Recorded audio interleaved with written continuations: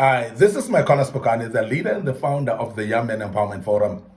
Today I want to deal with a topic that will help you as a young man to do what we call effective coaching dialogue. Effective coaching dialogue. We're developing you into a leader, and we want you to understand that as a leader, you need to do what we call coaching sometimes. And when you do coaching dialogue, I just want to do some nuggets today that will speak about how to do what we call effective coaching dialogue.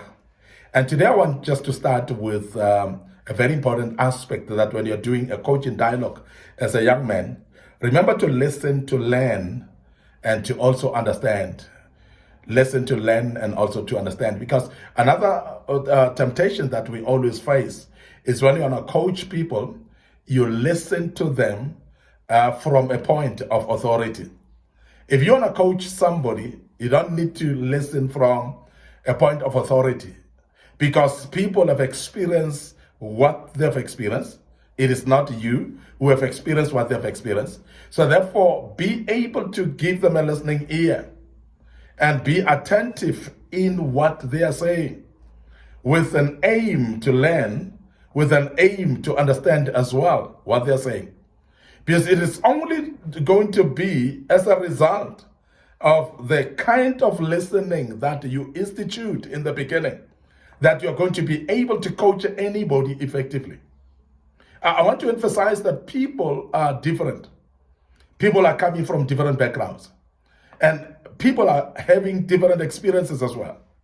And also just the fact that as a leader, remember that you are not the ultimate authority as a leader. So meaning that even your own subordinates or people that you're coaching might be knowledgeable in some aspects of things that you are not aware of. So in other words, that's the reason why we bring the aspect of learning, the aspect of understanding.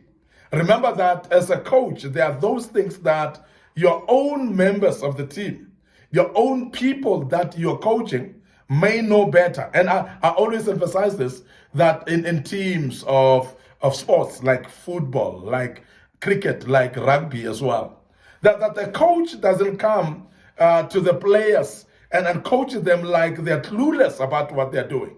You come there to coach them with a listening ear to understand, because sometimes a player may play in a certain position in a certain way that you may not understand, but they understand what they are doing. So maybe a little bit of a listening ear and a little bit of understanding of their background and where they're coming from might actually assist you to use actually their potential maximally, to be able to assist them to develop their potential maximally.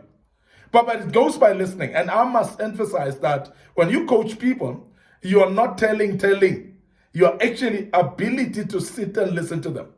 Now, that is the reason why, if you coach in teams, actually make sure that you sit down with your individuals, with your people individually, at a space where they can be able to tell you much about themselves, their background, who they are, their perspectives in life as well. Because that contributes a lot towards how people do things, and also how they can consume your coaching and be able to utilize it. Because you don't coach people for the sake of saying, I've coached them. You want to coach them to develop them to an extent that you want to see effective results coming out of the coaching. And that's the reason why we call it effective coaching. Now, effective coaching will be judged based on the results. It will be based on what are the outcomes of this coaching. And that's why you will then know that you have had effective coaching based on the results and the outcomes. Now, I want to emphasize the fact that you are listening, you are understanding, and also making sure that you learn out of the situations.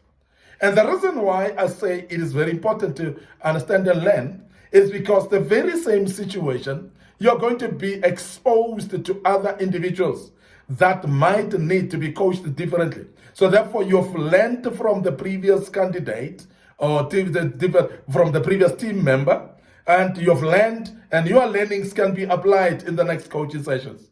maybe to the same individual or to somebody else. So it's very important that you listen, therefore, attentively to be able to learn and be able to coach with understanding. Now, I want to also emphasize the fact that when we talk about listening, listening is a skill on its own. And I've emphasized in some lessons before that when you don't have a listening skill, you are going to have a very wrong outcome sometimes in your coaching. Because listening should be with attentiveness, where you are able to listen attentively and not with a judgmental perspective or eyes, but ability to listen with an open mind. And that's what we call attentive listening. To be a sponge that is able to absorb, a sponge that's able to understand the situation of and circumstances of individuals in order to be able to coach effectively based on their circumstances. But it takes listening with understanding and learning for you to be able to assist the people appropriately. And I'm emphasizing that because that's the only way you're going to be able as an individual to coach people appropriately or effectively. Now, the second nugget that I want to speak about today is that do not teach when you are coaching people. When you're coaching people, don't come with your curriculum and lessons. Don't come and now start lecturing people about life.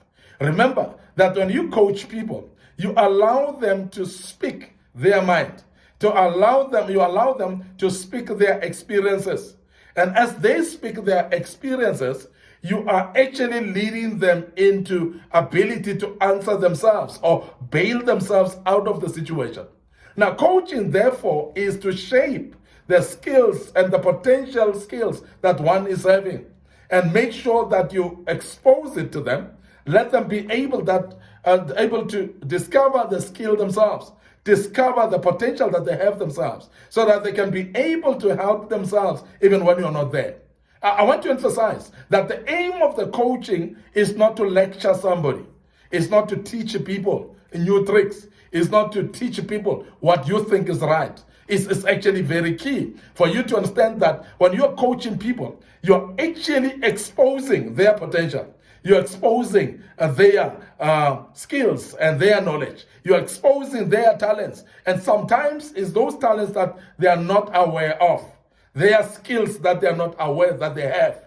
When you bring it to the fore and you make them aware of that, what happens then, it actually helps them to actually know that I can do this on my own. And even thereafter, they're able to continue doing that even when you're not there. Because remember that it's not to express, people are not doing things to impress you as a coach. People should not actually act your way to impress you. They must actually act in a way that they believe that is the right way. Because when they buy in to what you coach them about, they are able to do that, especially with passion, and being able to continue doing that because that will actually bring the results for them. Now, meaning that when you coach people, you must not come with a manual of teaching people. There's no formula of life. And I'm sure you know that. And individuals are having different ways of managing because you must allow creativity of the person that you are coaching.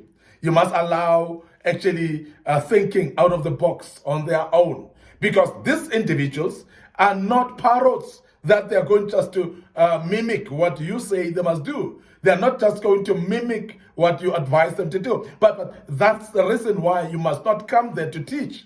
So you must actually expose them to what experiences they have and also make them to come up with their own solutions, as I've said. Because when they come up with their own solutions or approaches, they actually tailor-make their own skill and character of approach. They are approaching things at a comfort zone where they are able actually to do this thing seamlessly without a problem. Why? Because they are having actually a liberty that they are given to. They are not being lectured. They're given liberty to do things their own way. And now when somebody is allowed to do things their own way, they becomes even more skillful. They becomes even more great in what they are doing. They're successful in what they're doing because they are actually doing something at a zone where they're comfortable. And I want to emphasize that and while we just recapping that, if you want to coach people effectively, number one, listen to learn and understand. Secondly, please make sure that you do not lecture them. You don't teach them. You actually exhume that which they have, the skills that they have, and expose it to them so that they can be able to do themselves seamlessly without any struggle. I want to end up here today. Your host, Phokane, the leader, the founder of Young Men Empowerment Forum. I hope that you've enjoyed this. I'll continue with this nuggets of how to have effective coaching dialogue with anybody. In the next session, again, we'll continue with this. And I believe that you've learned quite a bit out of this. But before I check out, I want to remind you of our Facebook page, Young Men Empowerment Forum, our Facebook page, Phokane. So please like and follow those Facebook pages. Don't forget also our YouTube channel. So please, our YouTube channel is Young Men Empowerment Forum. It is Phokane as well. So please make sure that you also subscribe to that YouTube channel, and make sure that you also browse through the rest of the material that we've posted in the past, which might be very useful for you as well. And allow me to check out right here and say cheers for now.